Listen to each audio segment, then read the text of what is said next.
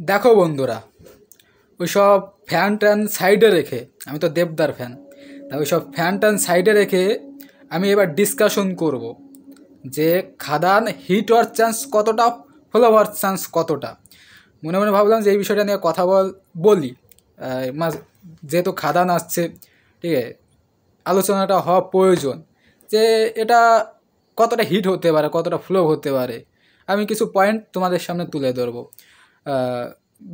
অনেকগুলো পয়েন্ট না, ছোটো ছোটো কিছু পয়েন্ট, 2 থেকে 3টা পয়েন্ট হবে। তার আগে বলি, আজকে যে গানটা রিলিজ হয়েছে, কিশোরী গানটা ইউটিউবে ট্রেন্ডিং করছে।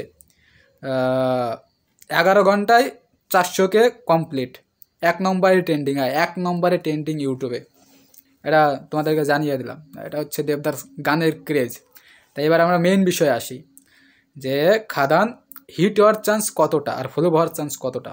দেখো, আমি তো বললাম যে ফ্যান ট্যান সাইডে রাখবো, আমি তো তোমরা সবাই যেন দেবদার ফ্যান, বাট এখানে সিরিয়াসলি বলবো, মন থেকে বলবো যে আমি চোখের সামনে যেটা দেখতে পাচ্ছি, আমার গাট ফিলিং যেটা বলবে, আমি সেটাই তোমাদের সামনে তুলে ধরবো। প্রথমত, হিট হওয়ার চান্সই বেশি, ফ্লো হওয়ার চান্স কম। এখন কেন হিট হওয়ার চান্স বেশি তার পরিপ্রেক্ষিতে আমি লজিক দিচ্ছি, তার কারণগুলো আমি বলছি। হিট হওয়ার চান্স 90%। কেন 90% বললাম শোনো এবার। প্রথমত, দেবদার প্রতি একটা অডিয়েন্সের বিশ্বাস আছে, কারণ বিগত দেবদা পরপর 10টা সিনেমা হিট দিয়েছে, কোনোটা ব্লকবাস্টার, কোনোটা সুপারহিট। একটা ভক্তদের একটা দেবদার প্রতি বিশ্বাস আছে।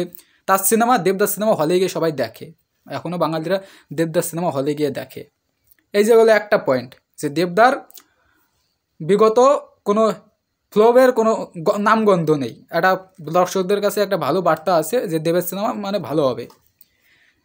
এখন এর মধ্যে একটা নেগেটিভ দিক আছে, যে দেবদা বিগত 10 বছরে যে সিনেমাগুলো করেছে সেগুলো ছিল একটু অন্য ধারার সিনেমা।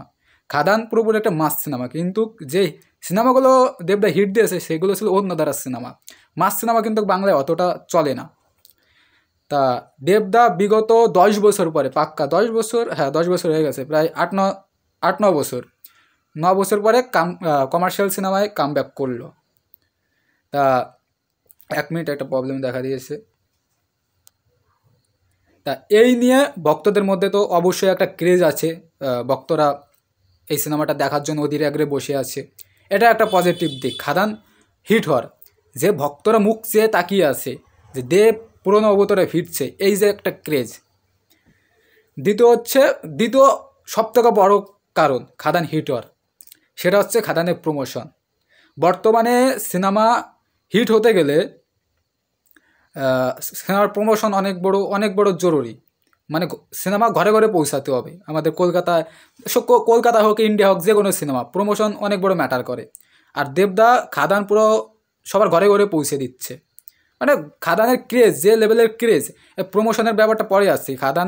দেবদা যে কমার্শিয়াল সিনেমায় কামব্যাক করেছে, এই যে গান, সোশ্যাল মিডিয়ায় যে ক্রেজটা, এই ক্রেজটার একটা পজিটিভ দিক আছে, যে হ্যাঁ সবার কানে পৌঁছে গেছে যে খাদান বলে একটা সিনেমা আসছে।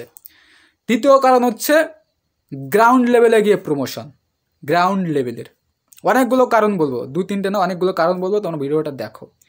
খাদান হিট হওয়ার, কতটা হিট হবে দেখো, আমি তো 90% দিয়েছি। তোমরা আমার এই ভিডিওটা দেখার পরে তোমরা বলবে যে খাদান কতটা হিট হওয়ার চান্স আছে। আমার তো 90% মনে হলো, আমার কথাগুলো শোনার পরে তোমাদের মতবাদ জানাবে।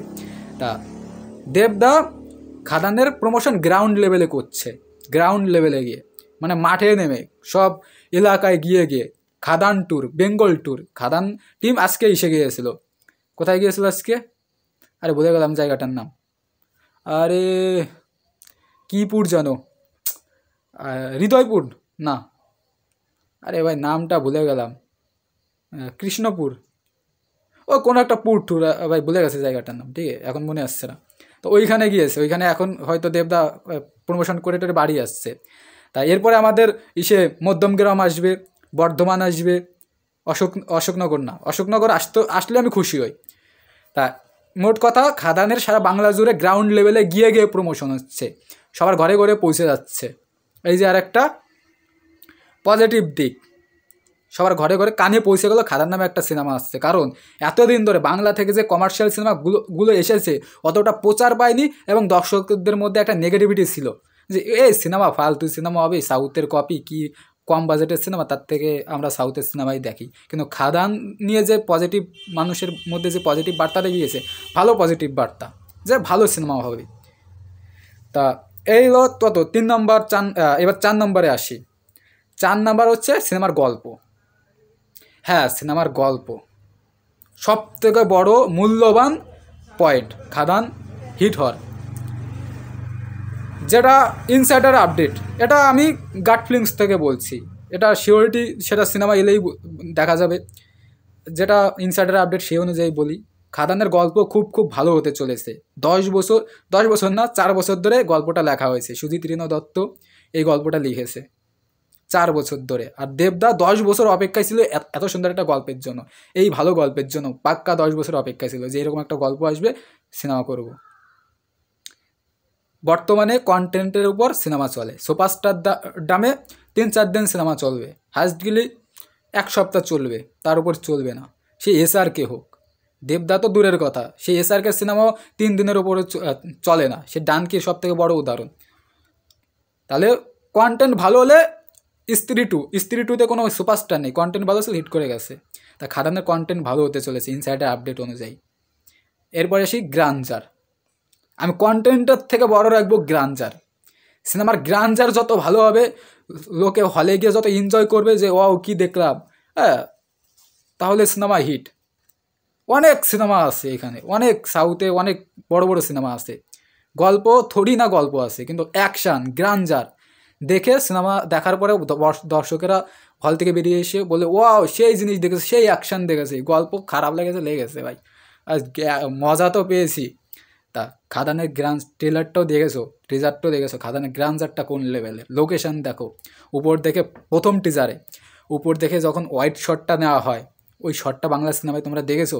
তোমরা খাদানের প্রথম টিজার এবং দ্বিতীয় টিজার দেখার পরে তোমরা 1 সেকেন্ডের জন্য বলতে পারবে না এটা একটা বাংলা সিনেমার, মানে এটা একটা বাংলা সিনেমা, এটা স্বল্প বাজেটের সিনেমা, তোমরা 1 সেকেন্ডের জন্য বলতে পারবে না। পুরো এই যে 2টো টিজার এসেছে, এই 2টো টিজারের মধ্যে সব থেকে বেশি ভালো লেগেছে আমার শ্যাম মাহাতোকে। সবাই শ্যাম মাহাতোর কোন লুকটা দেখার সঙ্গে সঙ্গে পাগল হয়ে যাবে যে কেউ। সেই লুকটা হচ্ছে প্রথম টিজারে শ্যাম মাহাতোর গলায় দেখবে একটা বেরি পরা, দ্বিতীয় টিজারেও দেখা যায় বেরি পরা, পায়ে বেরি পরা, এরকম হাত নিয়ে আছে, উপরে ছাতা, সামনে থেকে বরখার লোক, ওইখানে যে হয়তো শ্যাম মাহাতোকে জেলে নেওয়া হচ্ছে। ওই যে সিনটা, ওই সিনটার শুধু ইমাজিন করো, ওই সিনটা যখন হলে চলবে তখন ওই সিনটা কেমন হবে, ভক্তরা কেমন উল্লাস করবে। ওরকম সিন আমরা সাউথে দেখি, বলিউডে দেখি, সেই সিন এখন বাংলায় দেখতে পাচ্ছি। এক সেকেন্ডের জন্য মনে হবে না যে মেকিং খারাপ, এ তো দেখা ক্ষুদ্র, এটা বাংলা সিনেমা, ওই তো বোঝা যাচ্ছে মেকিং করেছে, ফেটে গেছে, কোয়ালিটি খারাপ, এটা বলতে পারবে না 1 সেকেন্ডের জন্য, কেউ বলতে পারবে না। খাদান হিট হওয়ার এই যে আর একটা কারণ, দেখো আমি তো বললাম খাদান ফ্লপ হওয়ার চান্স খুবই খুবই কম, 10% ফ্লপ হওয়ার চান্স আছে। দেবদা বলছে 90% খাদান মানে ফ্লপ হতে পারে। আমি দেবদাকে উল্টো রিপ্লাই দিয়ে বললাম, দেবদা খাদান হিট হওয়ার চান্স 90% যদি গল্প ভালো হয়। সব কিছু ঠিক আছে, আমি যতগুলো তোমাদের পয়েন্ট বলেছি এখানে সব কিছু ঠিক আছে। এখন শুধু খাদানের একটা জিনিস ক্লিক করা উচিত। যা যা চেয়েছি খাদান থেকে ঠিক তাই পেয়েছি, যা যা চেয়েছি। ভালো প্রমোশন চেয়েছি, ভালো স্কেল চেয়েছি, ভালো ট্রেলার চেয়েছি, ভালো একটা মানে কি বলবো থিম চেয়েছি, যে এই থিমে গল্প হওয়া উচিত, যেটা দেখে আমরা মনে হবে আমাদের ও এটা আমরা কি দেখলাম। সব কিছু পেয়েছি, এখন শুধু একটা গল্প চাই। গল্প হলেই দেবদা, আমি তোমাকে চ্যালেঞ্জ করছি, তুমি তো বলেছিলে একটা ইন্টারভিউতে যে খাদান 90% ফ্লপ হওয়ার চান্স আছে, আমি বললাম খাদান 90% হিট হওয়ার চান্স আছে, আর 10% ফ্লপ হওয়ার চান্স আছে। আমার কথার মধ্যে কতটা যুক্তি আছে, আর আমি কোথায় ভুল বললাম। হ্যাঁ, একটা আমার কথাগুলোর মধ্যে একটা খুঁত আছে, একটা প্রবলেম আছে, একটা জায়গায় ভুল আছে, সেটা হচ্ছে আমার উচ্চারণ। ভাই তোমরা যারা আমাকে ভালোবাসো এটা একটু মানিয়ে নিও, ঠিক আছে? আর যারা নতুন দেখবে, ভাই উচ্চারণের প্রবলেম আছে।